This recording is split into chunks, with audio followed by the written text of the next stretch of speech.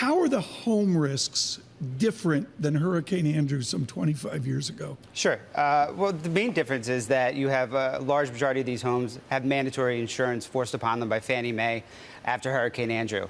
So before then, it was really optional if they wanted to have flood insurance or hurricane insurance. We learned billions of dollars at the time. Yes, correct. And you had a mass exodus of insurers after that time with all the losses. So the state came in and said, we're going to put together a program, and they put together the Florida Cat Fund to, one, entice insurers to stay in the state, keep insuring these homes, and then Fannie Mae stepped in and said, we're actually going to force homeowners to have this insurance policies at the time of purchase.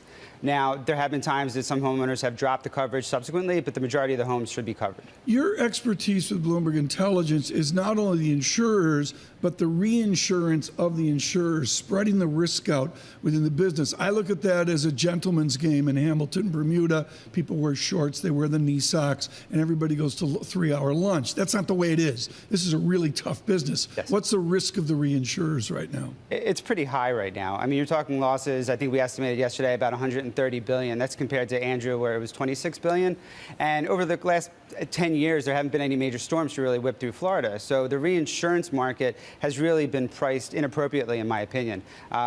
Just this year, the Florida Cat Fund added about a $1 billion overlay onto their policies, and it was at the cheapest level they've had in the last 3 years. So that just goes to show you that the reinsurance market really wasn't pricing in any storms. Right, and in terms of pricing in and risk then, Eric, I've got this chart here of cat bonds showing the index and the losses to the value, first from Matthew, and then here we've got 2016 as well, showing there on the chart from Hurricane Sandy. Are investors adequately compensated for the risks of these cat bonds? I don't think so right now.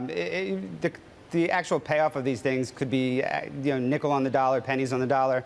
And no one was thinking that a storm would come through of this size, especially with the 10-year lull. And then, the risk isn't just with Irma; it's the storm subsequently behind it, and it's just the very busy storm season that no one was really expecting. What does the Hotel Betsy do in Miami Beach? I've stayed there. They got the beautiful roof deck. It's like the arrows pointing at the Hotel Betsy.